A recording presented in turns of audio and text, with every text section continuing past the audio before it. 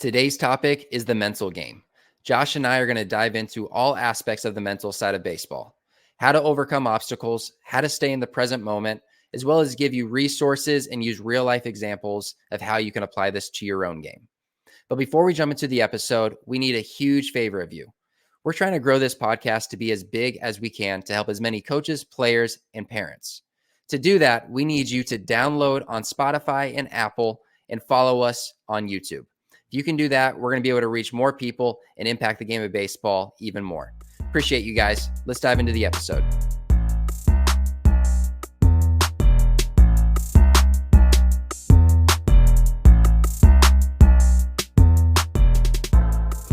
All right, Josh, let's start today with a story of one of my all-time favorite pitchers, Roy Halladay. For those of you that are a little bit younger listening, you may or may not know who Roy Halladay was. Big league pitcher for 15 plus years, played from, I want to say, late 90s up until like 2012, 2013, maybe a little bit longer.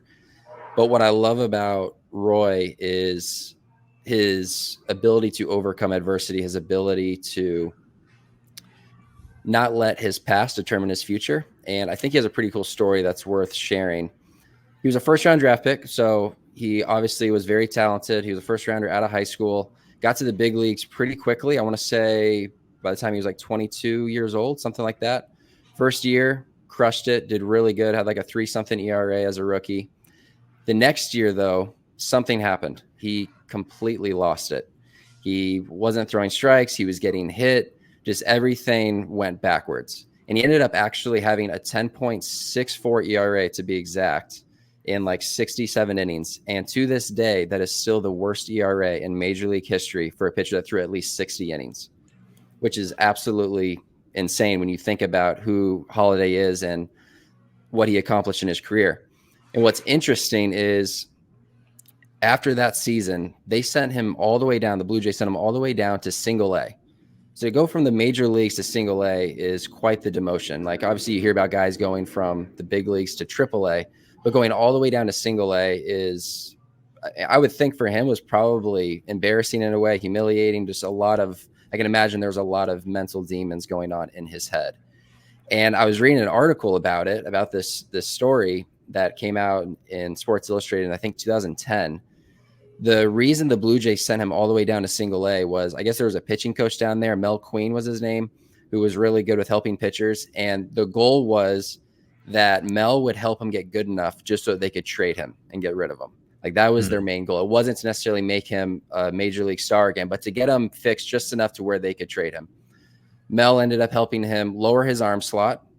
He added a sinker and a cutter, which is what Roy became known for throughout his career, was that sinker-cutter combination. And from there, he just gradually worked his way back up to the big leagues and just crushed it at every level. And within 2 years, he won his first Cy Young. So the fact that he overcame that adversity in that amount of time to go from the very top, being a first-rounder, being a major leaguer at a young age, having a good rookie year, to going all the way down to single A, holding the record for the worst ERA in baseball, and to overcome that is pretty impressive. And one of the things that the article was saying was what helped him was his wife. So his wife, Brandy, like didn't know what to do because he was, I guess, a mess mentally at home. He just wasn't himself. So she went to a bookstore, looked for any self-help books, baseball books, anything that she thought could help him. And she came across this book called The Mental ABCs of Pitching by Harvey Dorfman.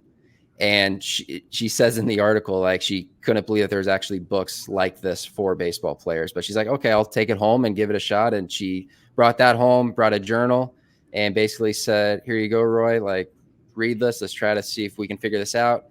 And it completely changed his mindset of the way he attacked things day to day. And he ended up working with the guy that wrote the book, Harvey Dorfman, who later passed away, but was a phenomenal sports psychologist. He worked with him throughout his career, and he attributes a lot of the work he did with him to the success that he had on the mound.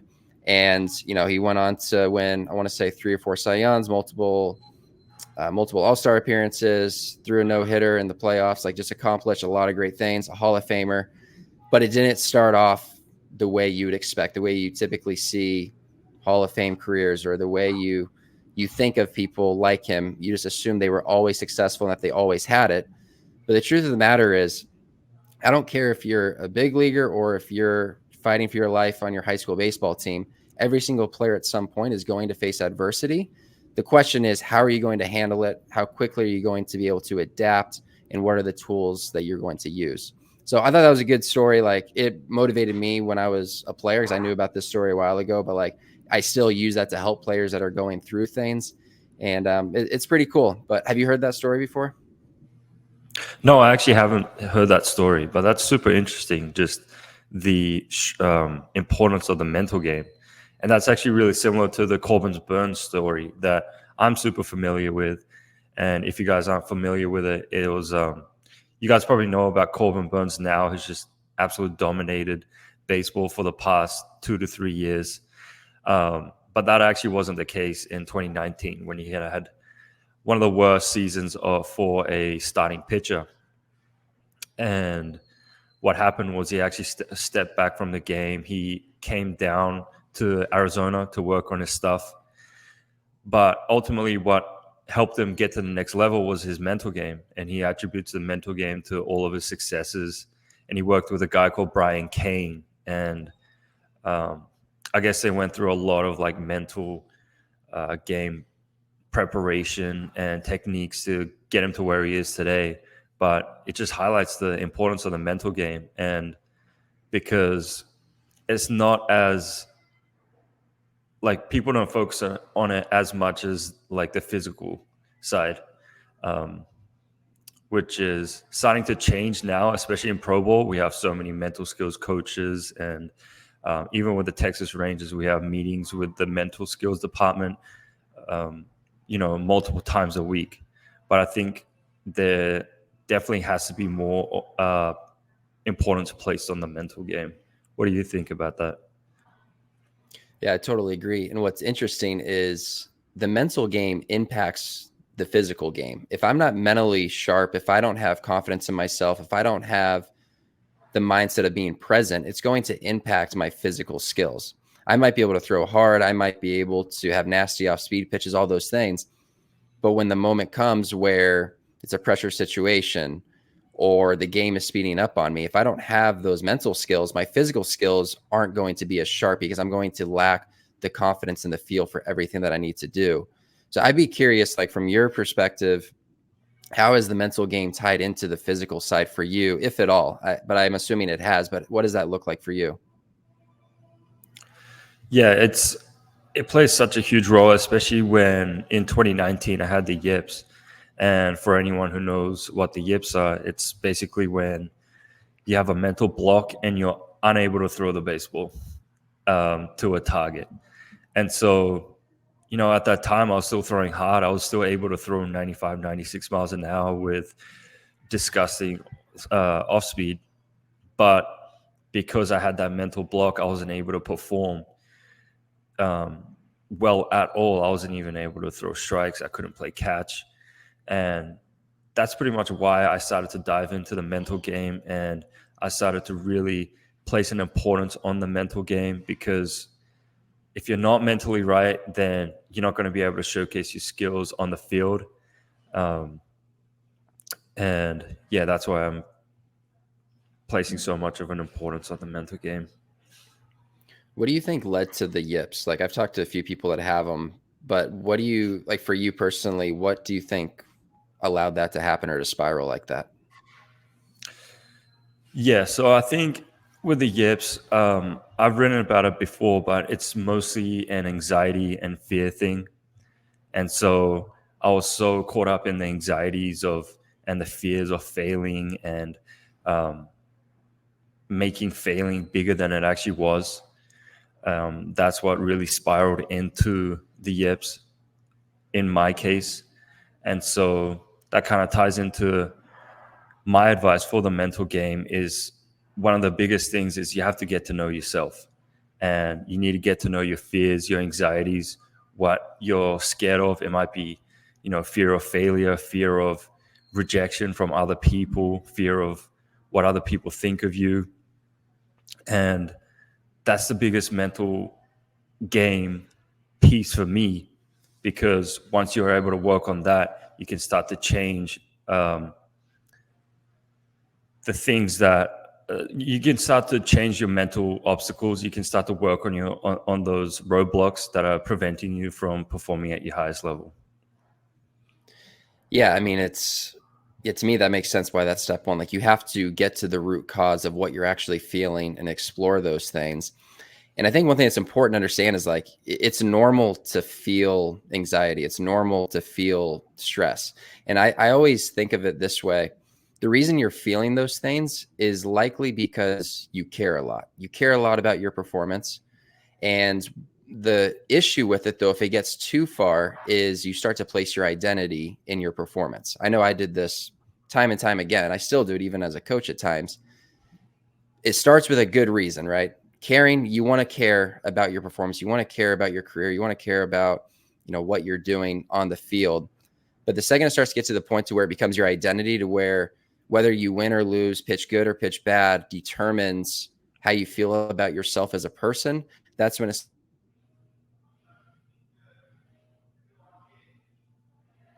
field. You are more than winning for your team. And the second you start to realize that and to see that and understand the value you have outside of baseball, for me, that allowed me to free up a little bit when I was on the field and to trust the work that I was putting in, and knowing that win or lose, it didn't change who I was as a person. It didn't change how people that I actually love and people that love me, it doesn't change the way they feel about me. And that just allows you to trust the work that you're putting in and to go out there and just let it hang out. That is for me, that was a big unlock, is separating the identity from what I do. Yeah, that's such a big component of it. I'm curious, how did that mental shift happen? Was it like something that happened that made you think that way, or did you start doing something? What created that change? I think truthfully, it was while I was dating my wife. We started dating when I was playing independent ball, and she could just see how much I was wrapped up in everything. I mean, you know me too, Josh. Now at this point, I am obsessed with baseball, and she's been able to see it firsthand since we started dating, 9 years ago. And it just, what changed for me was I could just see how it would impact our relationship when I would take home feelings and anxiousness and anxiety and worry about my performance. Am I going to get released today? All these things that you think about that are negative. And she would constantly tell me in different ways that I don't care whether you pitch good or bad. Do I want you to pitch good? Absolutely.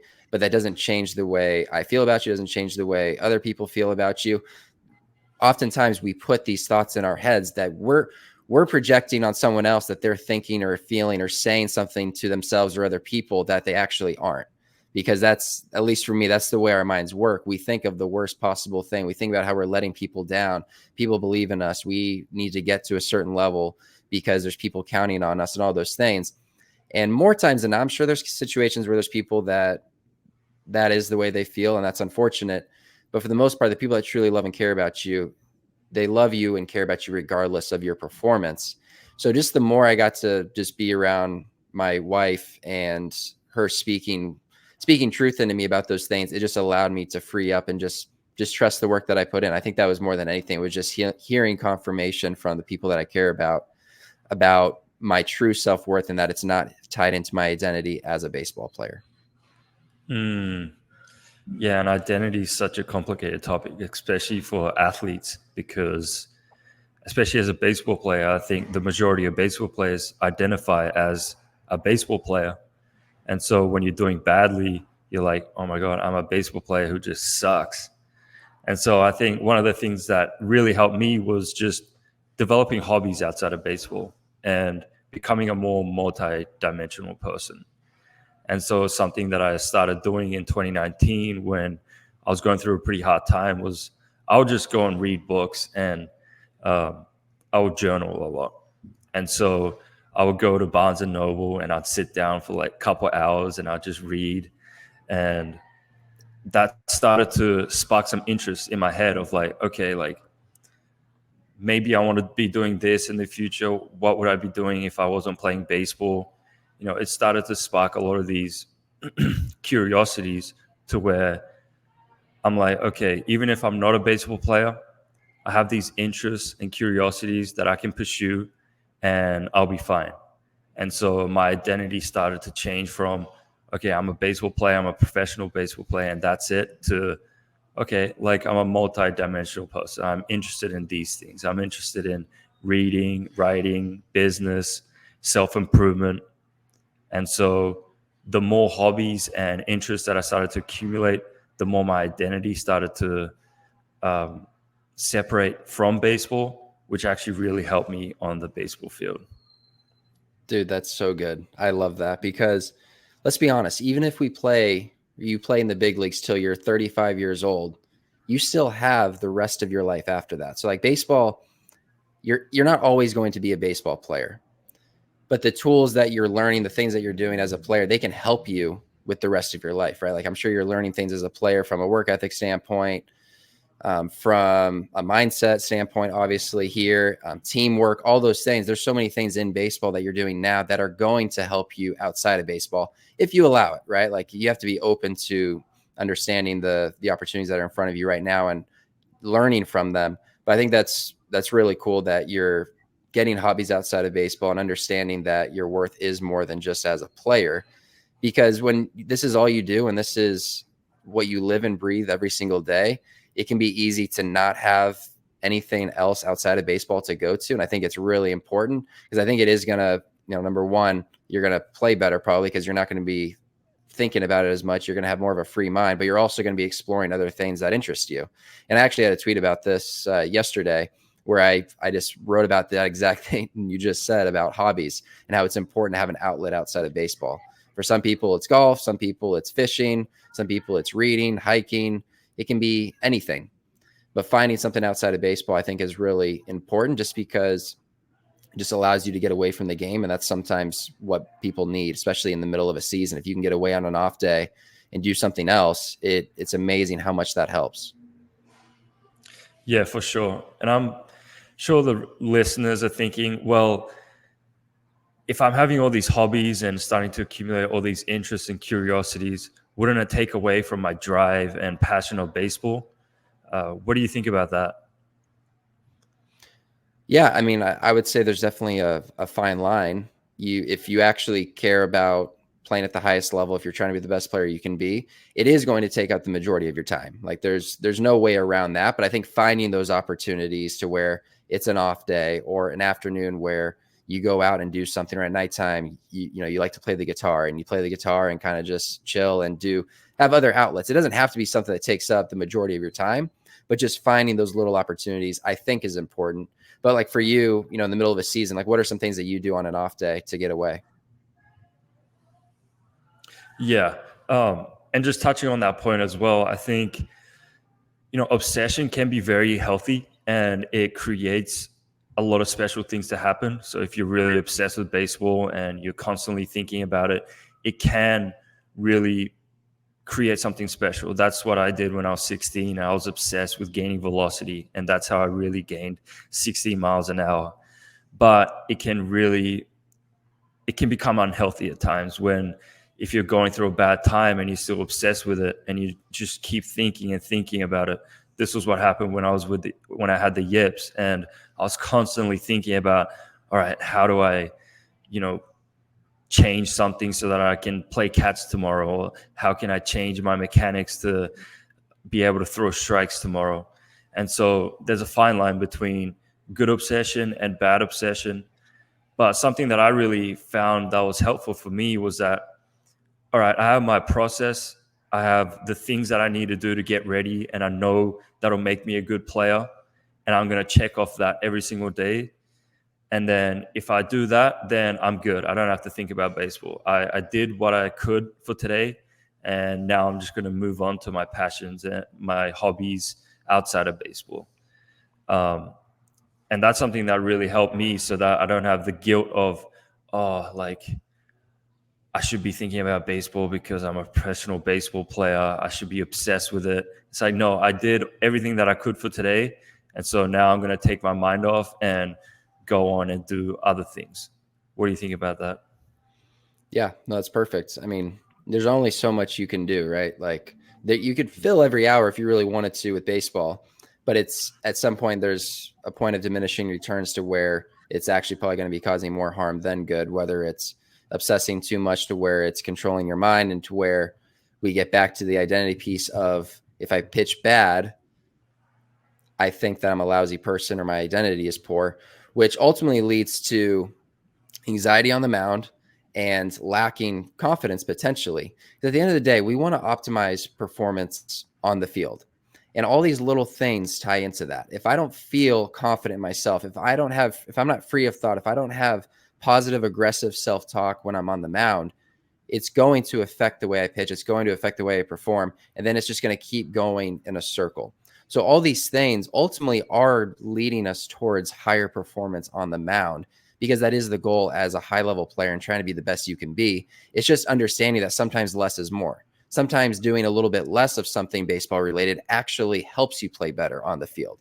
So it's not just okay, I keep putting in more and more hours on the field, or more and more hours doing something related to baseball, and it's automatically going to make me better. Sometimes going a notch or two down with that is actually going to increase your performance on the field. Yeah, for sure. And you touched on confidence, and confidence is, I think, a very misunderstood concept. I think everyone tries to rely on confidence, and every time they get on the mound, it's like, oh, if I'm not confident, then I'm not going to be able to play well. But there was a conversation that I had with a legendary coach in Japan. He coached a lot of the MPB players that are over here in the MLB right now. And he said that you don't need confidence to pitch well. You just need to be able to do what you do well. So even if you're not confident, as long as you're throwing strikes, you're fine. Even if you're not confident, if you can throw your off speed for strikes, if you can, still compete, then you'll be fine. And it's funny because all my best outings have come from when I'm not the most confident. It's when I had a pretty bad outing the week before, and then I'm coming in and I'm like a little bit self-doubting. But I go out there and I'm like, okay, I'm just going to do what I can. I'm just going to try to throw strikes and go out compete.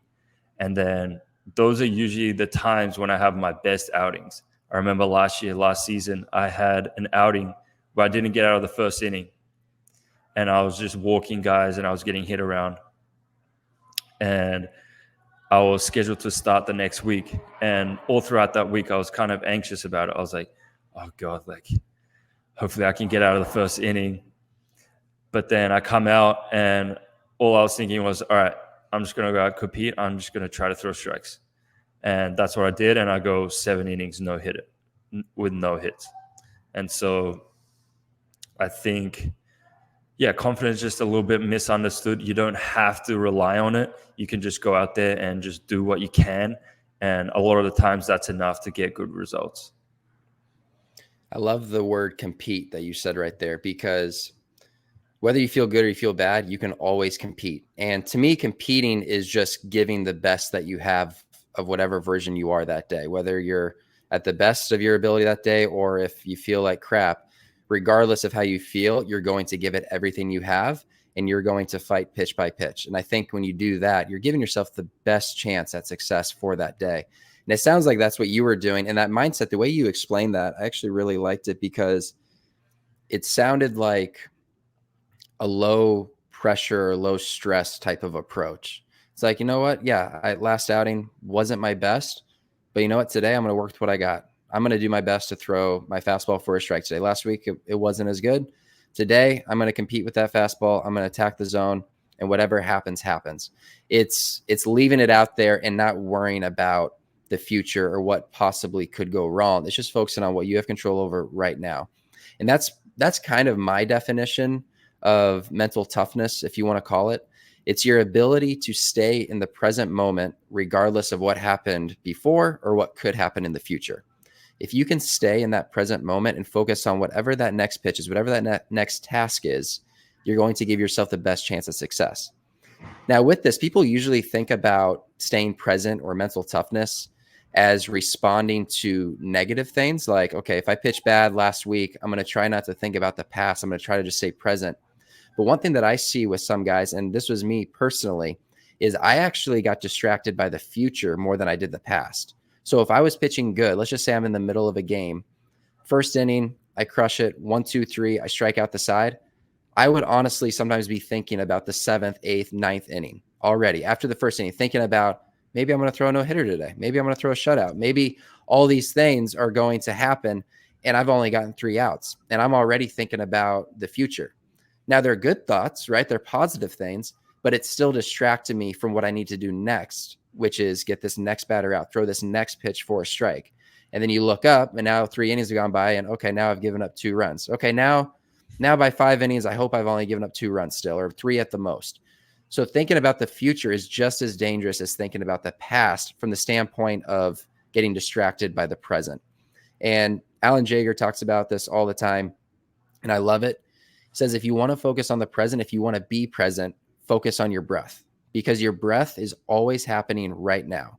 So if we were actually sitting right here and you just focused on what your breath was doing as you're inhaling and as you're exhaling, you can't help but think about what is happening right in this moment. So that's just a simple cue or fix for guys that struggle with getting distracted by the past or future, is focusing on your breath. Now, everyone talks about it, I know, and the breath is an important piece or an important talking point for a lot of people on staying present as a part of your pre-pitch routine, but it's because it's so true. So don't take the breath lightly. There's a lot of positives that can come from that as well. Yeah, I love that. And that ties in really well with the motto that the Texas Rangers had last year, which was focus on the right thing at the right time. And that was our motto up from the minor leagues to the big leagues. And basically it was like, it doesn't matter what you're thinking when you're on the mound. It doesn't matter what you're thinking when you're off the mound. It only matters what you're thinking on the mound. So when you're on the mound, you're just thinking about, all right, I'm trying to execute this fastball down and away. And for that, 3 to 5 seconds, that's all. If you can focus on that, then you'll be able to have success.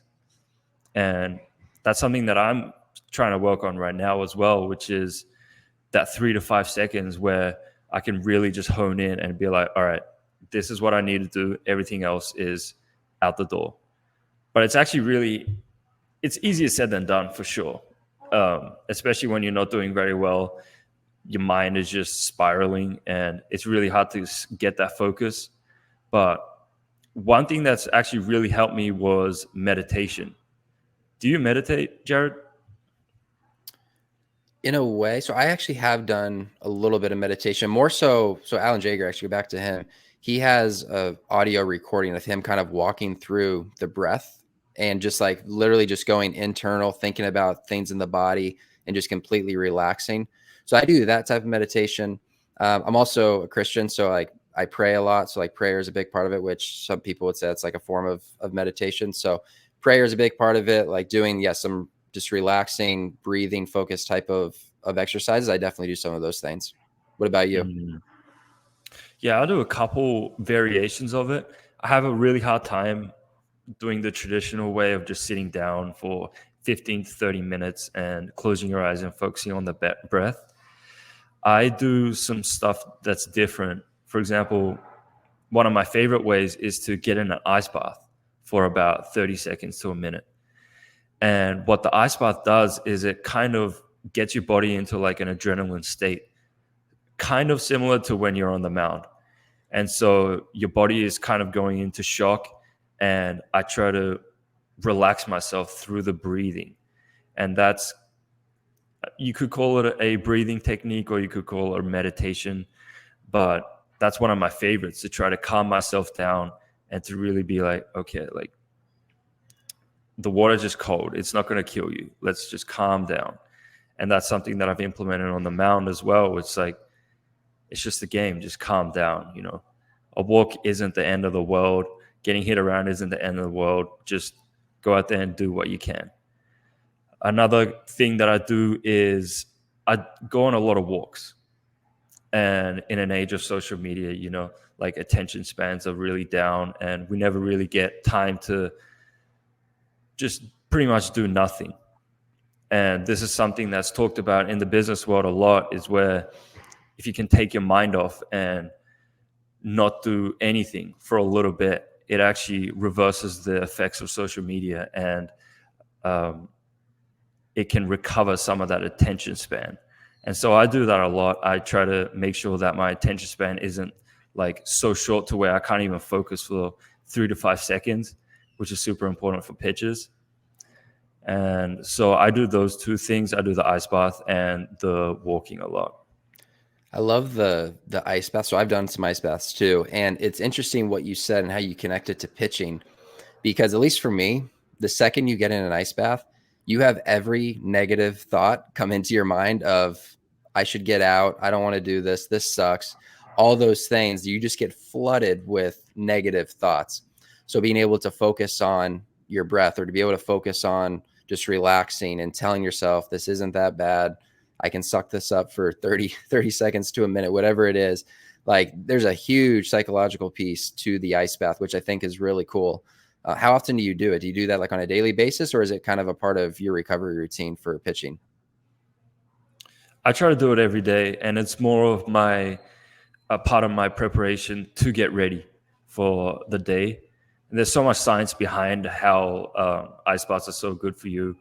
It's like, if you want to dive into it really quick, it's like a dopamine effect where as soon as you go inside of it,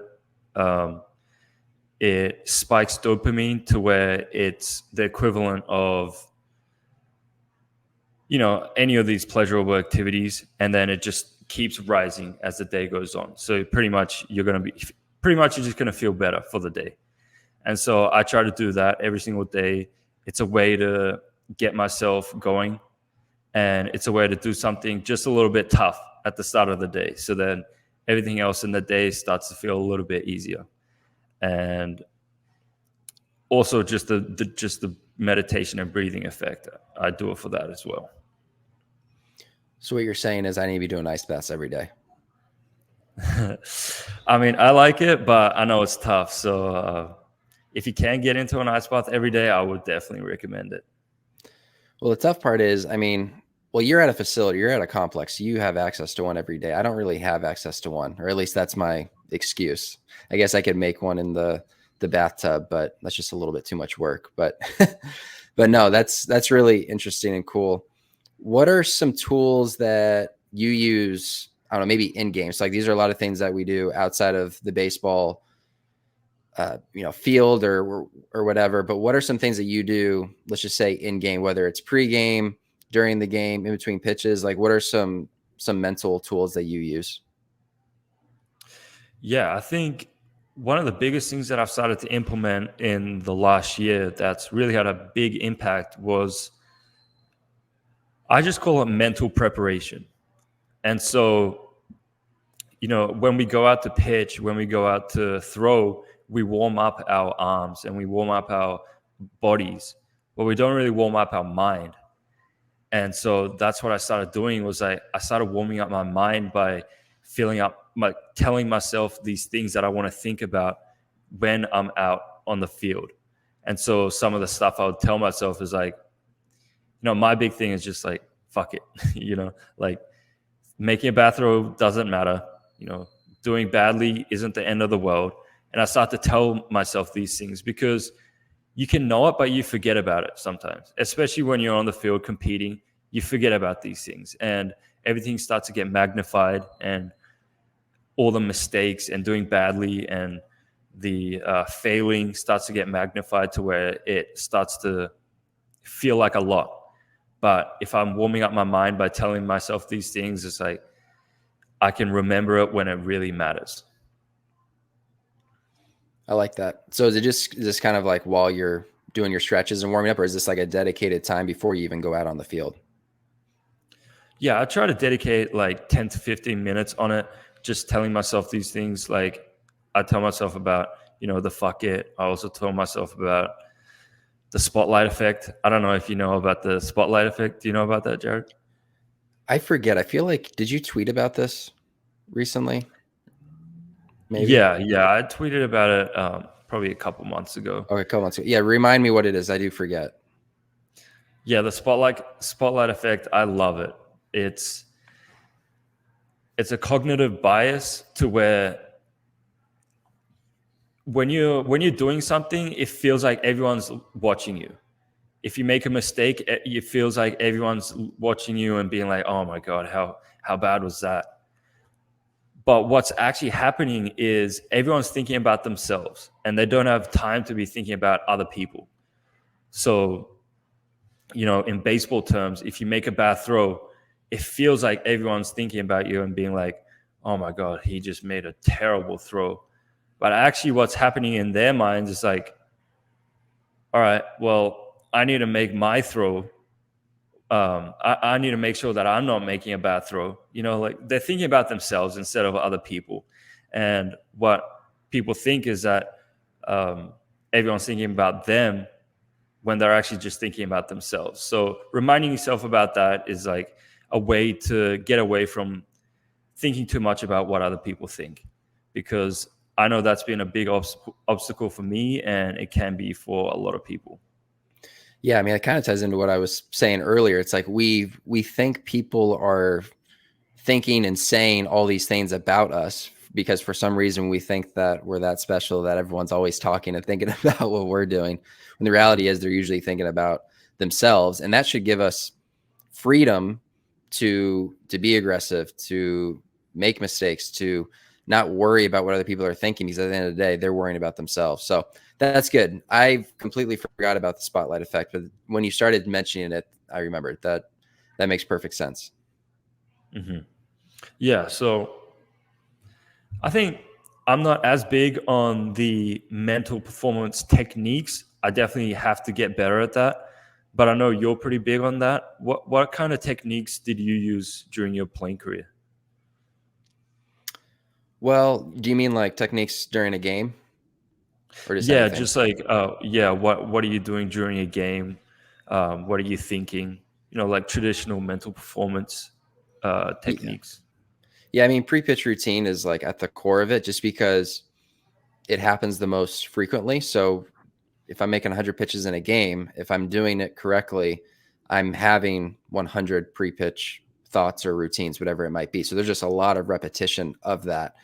And for me, like that is at the core of in-game mental strategy because it involves visualization, it involves self-talk, it involves committing to the pitch. And that's essentially like the three core things of pre-pitch routines for me. So like as you're getting your sign, say he's calling a fastball inside, you're already starting to flood yourself with an aggressive mindset of he wants a fastball in. Okay, I'm going to pound this fastball in zone right through the glove. And I'm also visualizing it. So if I'm trying to throw this fastball inside, I am seeing it in my head, that ball going exactly where I want it to go, right through the glove. And I'm seeing the batter have the reaction that I'm wanting him to have, whether it's a called strike or it's a swing and a miss, whatever it is, I am visualizing a positive outcome for myself in that moment.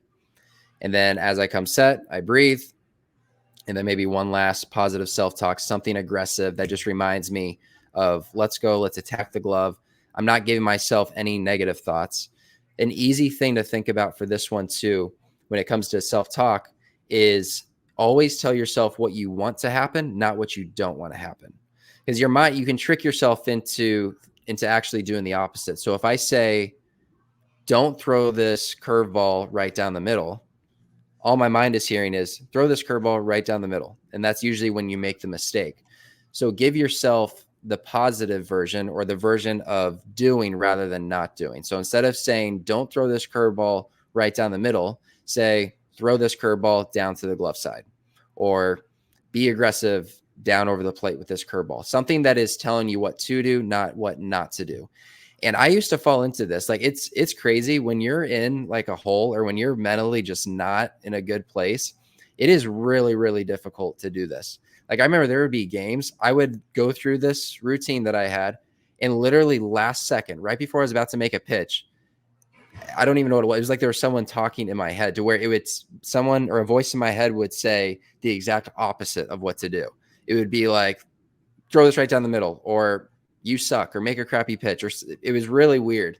That was when I was in like the darkest place of my career from a confidence standpoint and believing in myself and all those things. So this does take a lot of practice. It does take a lot of time. And it's just because you're telling yourself to do something doesn't mean you're going to believe it right away. But the more you do this, the better you're going to get at it. So this makes me think about a situation my freshman year of college. So out of high school, I did really well, had a really good high school career, especially my senior year, feeling confident, have, all the confidence in the world. I end up going to a junior college. I go to South Mountain Community College and was named the opening day starter. So I got to start the first game of the season. I'm feeling good about myself. Very first game, anxiety was just through the roof, and I pitched horribly. I ended up going, I think, like 1.2 innings. I gave up 7 runs. And to cap it off, it ended with a line drive off my kneecap. So it was just like horrible game, horrible first college game I could ever imagine. It was literally so bad. I went from being the opening day starter to immediately being moved to the bullpen. So the guy that came in after me, he ended up going like 4 scoreless innings in relief after me. He ended up getting my starting role, and then I got into the bullpen. Next game, come in out of the bullpen, same thing, horrible. I think it was like 1, maybe 2 innings, gave up 4 runs. It was awful. Like I remember being in the car with my dad and just being like, I don't know what is going on. I've never failed like this before. And I'm just like, I literally was telling myself like, I want to quit. This is stupid. I'm obviously not cut out for college baseball. I'm not as good as I thought I was. And my dad is very, I don't know, straightforward, and just, he's not the type of person that's gonna be like, okay, whatever you want to do. It was like, no, it's been 2 games. Relax, you're fine. It's just take it one day at a time and get back to work. That's all you can do. Control what you have control over. And that's what I did. It was a slow journey that year. I didn't pitch. I think after that point, I didn't pitch for like 2 weeks. And then I finally got an opportunity against a team that was actually the best team in our conference and one of the best teams in the country for junior colleges, Central Arizona. Most people are familiar with Central Arizona. They have a lot of national championships, and there's a very good program. So the guy that started in my place, he started that game. He did awful. He gave up like 5 runs in 2 innings. The coach, our head coach, literally looks at me and he goes, "We got nothing to lose. You're in." So you can imagine the confidence that was being spoken to me. And so I go in, first inning, I give up a run. It wasn't bad. It was like 2 bloop singles, scored a run or something like that. Go back out for the next inning, 1, 2, 3 inning. Go after the next inning, 1, 2, 3 inning. Go after the next inning, work around a single and a double or something like that. I end up going 5 2/3. I pitched, let's see how many innings it was. I came in the 3rd inning, and I pitched all the way into the 9th inning, came out with like 1 out in the 9th inning. And we ended up coming back and we won the game 7-6. So at this point, my confidence now is the complete opposite. It's through the roof. I went from feeling like I was the worst pitcher on the team to now feeling like I'm on top of the world because I just beat the #1 team in the country for junior college baseball. And the rest of the season, I had that confidence. I had that extra, I don't know if chip on the shoulder is the right word, but like I just had a better demeanor and a better confidence, because I knew at that point, okay, if I have a bad outing, it's okay, because I just proved to myself that I can beat Central Arizona. So now, even though I just had a bad game against Scottsdale Community College, now I know next week when we play Paradise Valley, I can bounce back. I'm going to be fine. And it brings me to something I really love that David Goggins talks about. He has this thing called the cookie jar. And what it is he writes down, and this is just, it can be mental. I think he does it mentally, is think about all the things or all the failures that you've had, and then also look at how you have overcome them. So for me, one of them was I started off awful in my college career, and then I overcame it by beating Central Arizona and then having a good season the rest of the way. Another obstacle was I had a 6.2 ERA my junior year. I bounced back and had a great year the next year. So when you are in the hole, when you're in these spirals of not believing in yourself, think about all these things that you have failed at, but then overcame. And that should boost your confidence and give you the feeling that just because I'm not doing well right now, it doesn't mean that I can't overcome it, because I've done it in the past and I have the track record to prove it.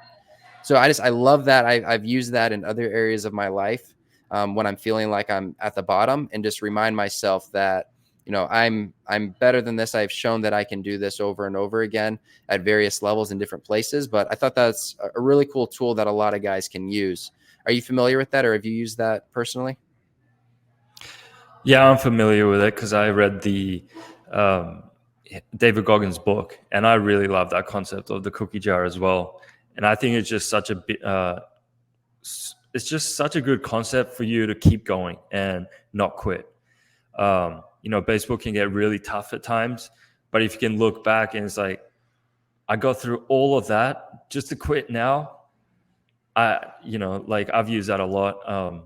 I think for me in my cookie jar, there's a lot of things such as, like at 16, I just wasn't very good, but I was able to work myself into a professional pitcher.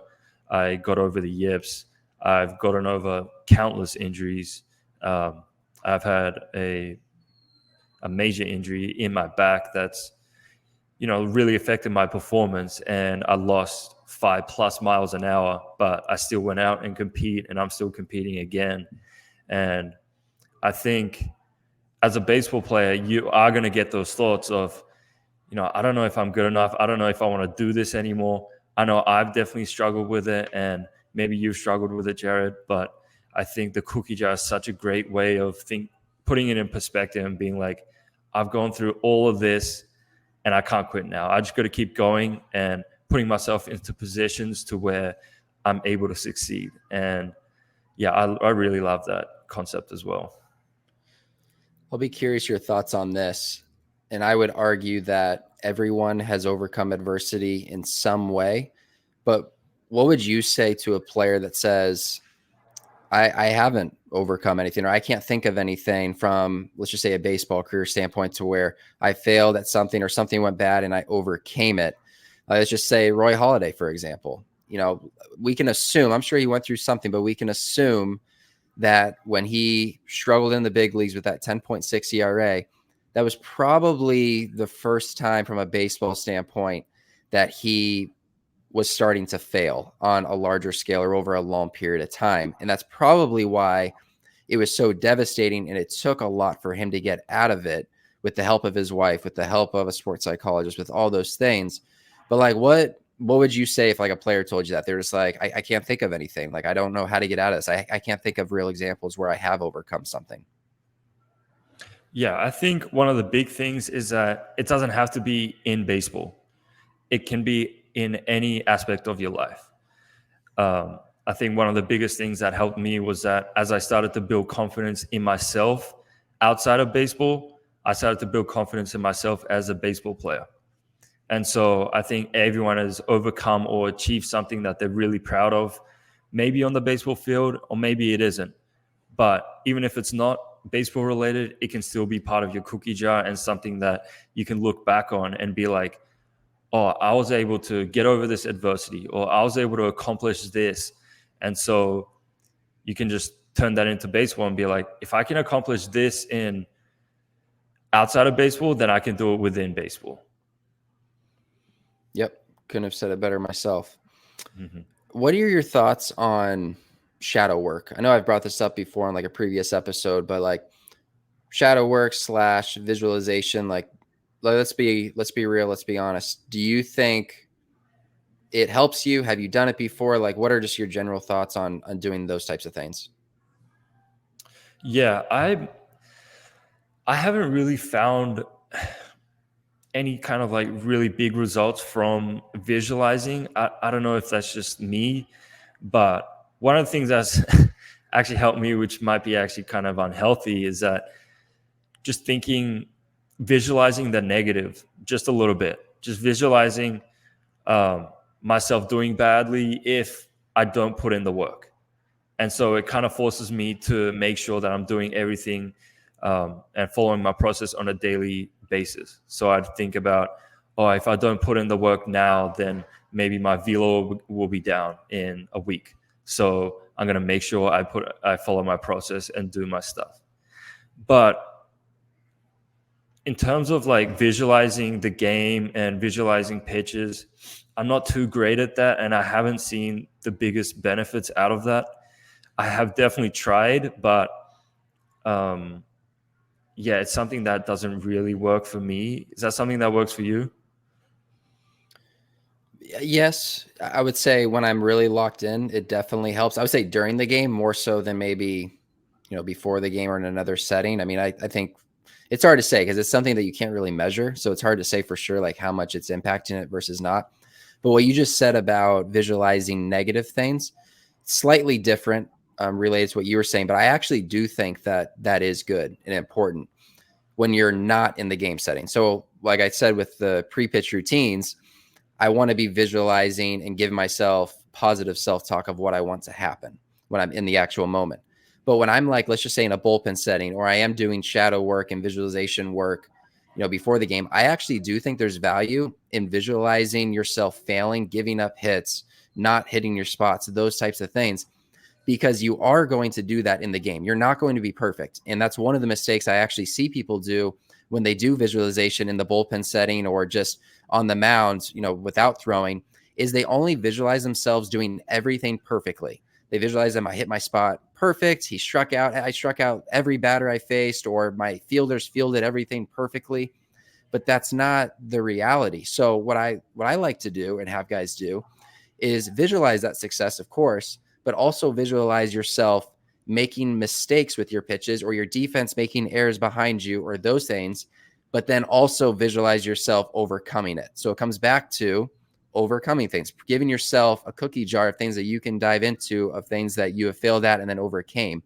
Visualize that in a game setting as well when you're in the bullpen, of giving up hits, missing your spots, your fielders making errors, but then you overcome it and you find a way to get out of the inning, or you find a way, to go 6 innings and give up only 3 runs instead of 6 runs. I think that's a really important piece. And you shouldn't be trying to be perfect in your visualization, because that's not how the game works. And the second you do fail a little bit, you're gonna be like, well, I visualized success. I didn't prepare for this. And as a player, we want to be prepared for all those things. We want to be able to make sure that we can overcome all those obstacles that we're facing. Yeah, for sure.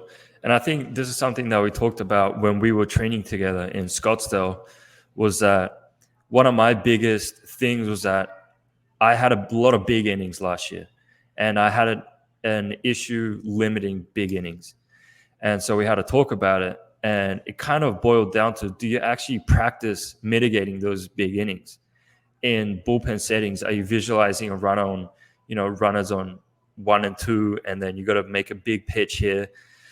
I think not many players, and I know I don't do enough of this, is where practicing making big pitches in adversity. And even if it's, visualizing it or just creating the situation in your head, I think there's a lot of value in just practicing getting over those tough situations in bullpens or visualizations. Yeah, no, that's great. I remember that talk vividly. I'm excited to see you do that this year and compete. So we're about to end spring training. What are some of your thoughts and expectations for the season for yourself? Yeah, one of my big goals is to have a healthy season. I haven't had a healthy season in a while, and it would be great if I can just go out every single week and just go compete with, I don't have to feel 100% every time, and I won't, but just being able to do that week in, week out is a big goal of mine. I think, limiting big innings is going to be huge. That's one of my biggest weaknesses, is where I'll have really good outings, but then I'll have really bad outings. And I want to turn those really bad outings into, somewhat decent outings. And so if I can do that, I think it'll really take me to the next level. I'm really trying to work on my velo this year. It's taken a big hit just with my back. I'm trying to find a way to get more out of my body. So those are kind of like my biggest 3 things of what I'm trying to work on this season.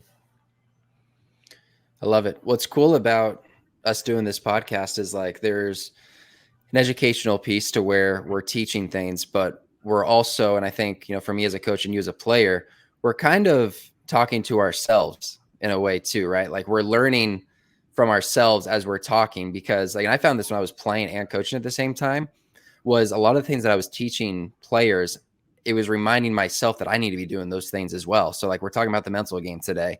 I'm sure there's some things that we're talking about today that, yeah, I need to do a better job of that, because I'm not consistent with, A, B, and C. And because we're doing this, I have a feeling it's going to be a good resource even for you as a player. And I know it is for me as a coach. So it'll be interesting for us as the season goes on and we continue these conversations of how that impacts your performance as well. Yeah, for sure. I think a lot of what I said was a reminder to myself, and I need to keep telling myself these things, so I keep doing it. But yeah, I'm definitely not perfect with it, and it's something that I'm really trying to work on. But I know this would be a really good resource as well. Yeah. Speaking of resources, like, is there anything that you think would be helpful for listeners to look at on the mental side, or any books or anything that you recommend? Yeah, I think most of my resources outside of baseball, though, I would recommend people to just start reading. Reading is such a powerful way to accumulate new perspectives, new ways of thinking about things. One of my favorite books is Can't Hurt Me by David Goggins. I think that's just such a good mental skills book for any aspect of life. Also, mindset, talking all about growth mindset. Um, there's a really good one called Psycho-Cybernetics. It sounds complicated, but it just talks about identity and self-identity. And so those are the three big ones that come to my head. That's great. I just have one to add that's baseball related, and I mentioned it earlier, the Mental ABCs of Pitching. It was like by far my favorite book when I was playing. I think I got it my freshman year of college, and they're really short chapters. So like they have chapters on big innings. Like literally, I think a chapter is called Big Innings. They have chapters on, first pitch strikes, chapters on breathing, visualization, like every single aspect. And they're really short chapters. And like a part of my routine was like the day before I pitched, I would read a chapter. And I think even the day I pitched, I would read a chapter. Or if I was struggling with something, I could thumb to that specific chapter on that topic, because it's not one of those books that you necessarily need to read in order. You can kind of jump around to whatever topic that you feel like you need. But I would highly recommend that one. It's just a really easy to follow book, a good actionable book that you can use immediately. So I would definitely recommend that. We can attach, links to all those books that you mentioned as well in the show notes. But I think this was good. Do you have any other closing thoughts? No, I think there are a lot of golden nuggets in this one. So I thought it was good. Perfect. Well, that's the pod.